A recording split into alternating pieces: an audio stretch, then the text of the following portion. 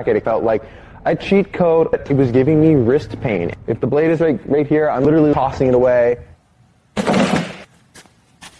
Alright guys, so you know where I am now. Completely ended it here with the blade. And I got these other rackets next to me here. These are the rackets that I've used over the last 4+ years through tons of matches. And I want to tell you guys how I've gotten to this point. You know, why I made certain decisions, why they felt like good decisions in the right time. Maybe now in hindsight they weren't great decisions, but this is where I am now, and these are the rackets that have led me really to this point. But I was using a Wilson Ultra. It was too much control, and I wasn't getting enough power on my serve or anywhere in my game. The only thing I really liked it for was touch shots like slices and volleys. And I was heading to the Nationals that fall, and I needed something that was going to be able to get my ball deeper and put guys under pressure more. So I went into the Pure Arrow and I loved it. And I've been using that ever since up until this video. So the thing with the Pure Arrow is, if you guys have ever used it, it's like a rocket launcher. And if you're able to control it, it is deadly. However, in the last couple months, when I do play very good players, when they hit a lot of pace to me, I find the ball can spray a little bit since the racket has a lot of power, and I'm going to be swinging pretty hard. So it's a really thick beam, so there is a lot of power in this. But yeah, I thought it was a little uncontrollable, and if you guys watched some of the live videos in the past, I was talking about trying out different strings, just trying to make it work. But the string wasn't doing enough, so that is why I moved into my new racket. But the second thing is, I will be going to college at Southern New Hampshire University in the fall, and I would like to have more of a control-oriented racket, since a lot of those guys are going to be hitting big serves, big balls. And with my Pure Arrow, I felt, like I said, it was a little bit uncontrollable, and I'd like it to have more feel. But I have officially made the switch to the Head Extreme Tour.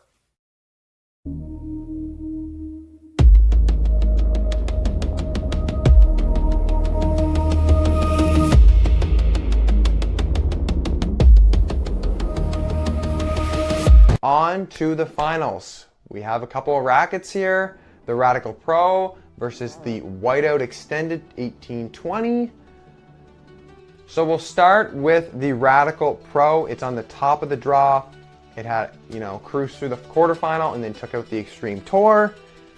For good reason. It plays very, very well all around. The one thing that I've been talking about with this racket is the plow through is like nothing I've ever experienced before, and that is a great feeling. The racket is very, very solid, so when I swing, it feels like it's a, you could say an extension of my arm that I really enjoy when this racket comes through the air, even before contact. It just feels really solid. I feel like it's kind of like, if somebody's gonna serve a big serve at me, like I can just like block it back and it's gonna be like, okay. Like sometimes I know a lot of people, when they get a big serve at them, they're afraid their racket might fail, and that happens a lot. This racket will not fail on a big serve. Like, I have faith in my racket.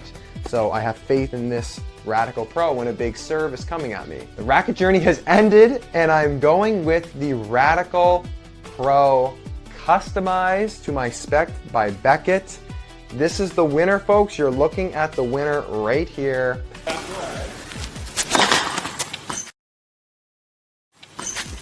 Wow. The Extreme Pro, formerly known as the Extreme Tour. Because this racket is just very solid from the back, especially once you add weight. This is a great platform racket. The Extreme Tour, now Extreme Pro, this is a known racket to be a great platform racket, and it does better when you add weight. But with groundies, it's still pretty good, but I even liked it more with the added weight at the top and a little in the butt. You get great access to spin, and you get great control with this racket with some power as well. It's kind of like the full package. This racket is a beauty, not gonna lie. It's definitely entered itself into the realm of potential switches.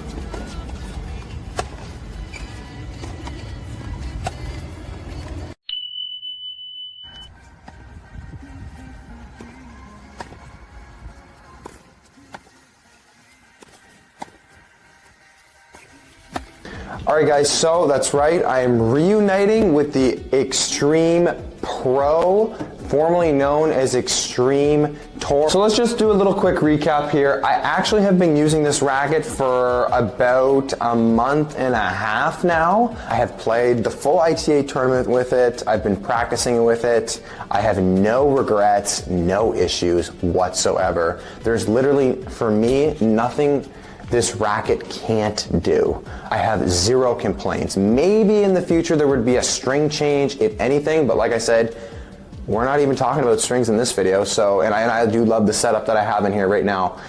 For the first time ever, I literally cannot say a negative thing about my setup. I love this racket, it works perfect in my hand, and yeah, I think everybody should actually try the Extreme Pro.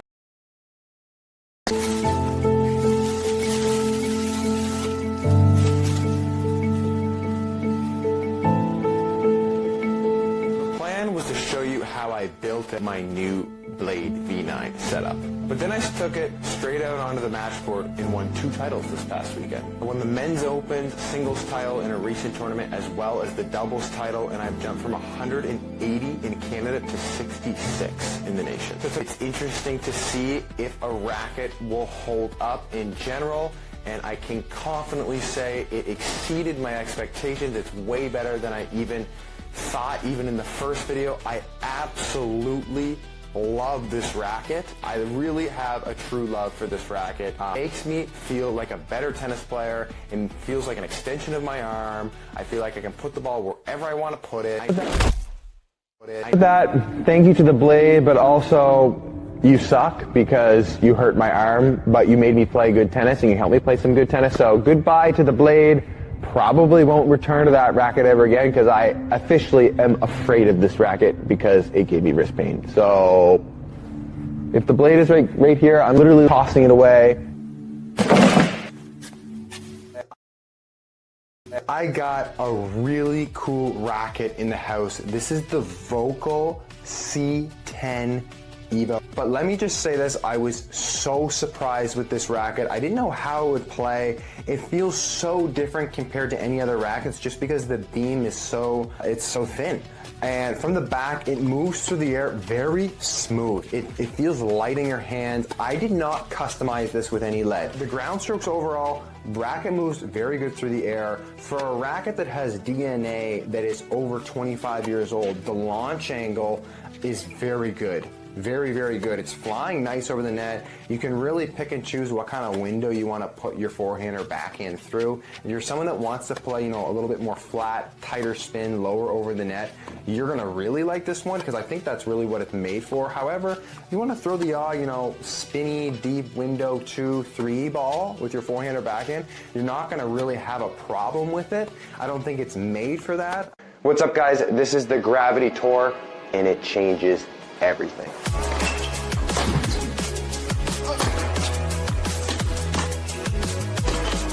Once again, really surprised. I haven't really been able to connect with the Gravity line in the past. The first edition, I really didn't like. The second edition, I tried both.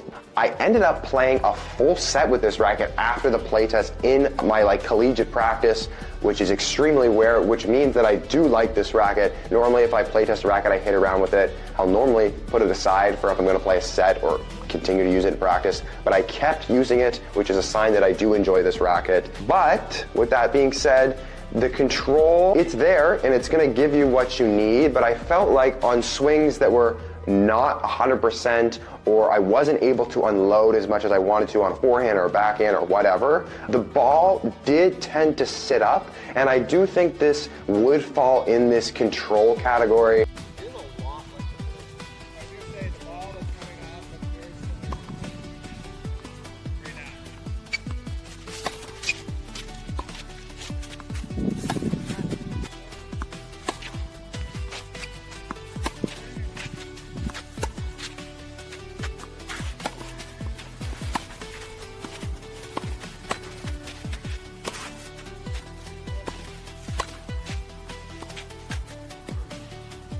This racket is going to feel a lot like a blade a little bit. I think that's the best I can kind of frame it. A blade meets speed MP a little bit, maybe a little radical MP action or kind of feeling, but it's a Dunlop frame.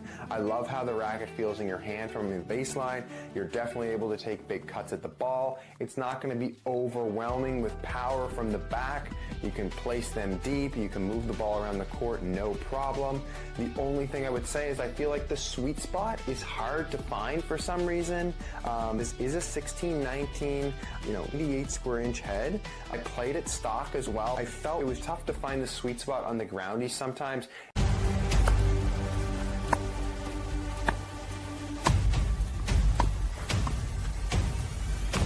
This racket could easily be, for sure, at the end of the year, it could get into my top 5. But yeah, you're gonna realize that you can get some great tight spin with this frame from the baseline. So that means that the ball flies about window 1 over the net with spin, but can land deep and it penetrates the court. It's not like a flat ball window 1, it's a spinny ball window 1. But that doesn't mean you can't play window 2 and 3 with heavy spin either. Can get that as well. That's one thing that I feel like you have that freedom with this frame. Both forehand and backhands feel very similar when you hit the ball. So yeah, overall, very happy with it on the ground strokes. Honestly, super stable. I think that's the thing that's the standout at the net, is this racket did not budge. Balls that were coming in a little hotter with some more pace and ball speed and spin didn't make the racket, waggle, wobble in any sort of way. Was able to stick the volleys deep, close them angles short, put a little spin on them for some drop volleys. Really felt good. Good. This is the E-Zone 100. I'm here to break the honest truth about this racket. You are able to play, spin with this, and you get pretty decent power off the ground strokes. We'll talk about those later, spin and power. But overall, not my favorite racket here from the baseline, just because of the issues I was running into up at the top here in the hoops.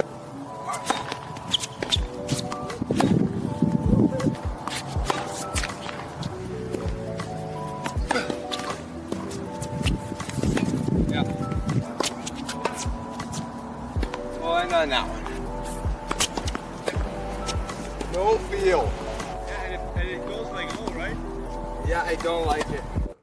From the back, I struggle to find a good feel in the string bed. So what do I mean? It felt like when I was hitting forehands and backhands that I couldn't quite get a connection with the ball. I didn't feel it coming in and out of the string bed as much as I would personally like. It felt more like a board. Now, if somebody likes that feeling, then you're gonna absolutely love this racket. For me, it felt way too stiff and way too much like a board. All right, guys, that's gonna do it. You've seen all these rackets that I've played with over the years. You've also seen some rackets that I've really liked from this past year, and then some that I really didn't like at all. Rackets are a tough thing. My search is not over, but the one thing I have learned from all these rackets here is I finally know what I'm looking for, and I just haven't found it yet. There's great things about all these rackets here, but the one thing, like I just said, is all these rackets have helped me figure out what I'm looking for now. And then just one thing that I want to clarify, I do get some comments from time to time that are like, oh, this guy is changing rackets so much. You guys do have to remember, I am 22 years old. This racket over here, the Pure Arrow, I started using that one when I was a junior. I've grown a lot as a player since then, both physically, mentally, all of the things. So I've grown a lot over that period of time. It's normal to change rackets when you're growing. So now I'm really looking for that racket that I can really settle into. What I'm looking for is a racket that's going to be very control and feel oriented, but not to the point where it's like a really small 95 or 97 square inch racket. I really do like the blade. It just is unfortunate that it gave me a lot of wrist pain and also let me down on my backhand a little bit. I know we haven't talked about that a ton on the channel, but I want something that is in that realm. I really love to feel connected to the shots, whether it's forehands, volleys, drop shots. I really want to know what's coming off and feeling the sensation when it's coming off of the string bed. So I really just need to keep testing and trying. But as far as, power and all these other categories, something that's similar to the blade, but not the blade for reasons that we've discussed prior. I think if there's something that you guys can learn from this video is there's a racket for everyone, and there's not one type of racket for one person. You can see that there's plenty of different rackets around me. This is just from around 4 or 5 years of a journey for me. This is gonna look completely different compared to another tennis player. There's so many different variables. How old are you? How tall are you? What is your level? What do you like and not like? And this journey, I'm 22 right now. We got rackets over here that are from around, when I was 16 and 17 years old. So a lot can happen in even that short period of time, and everyone is different.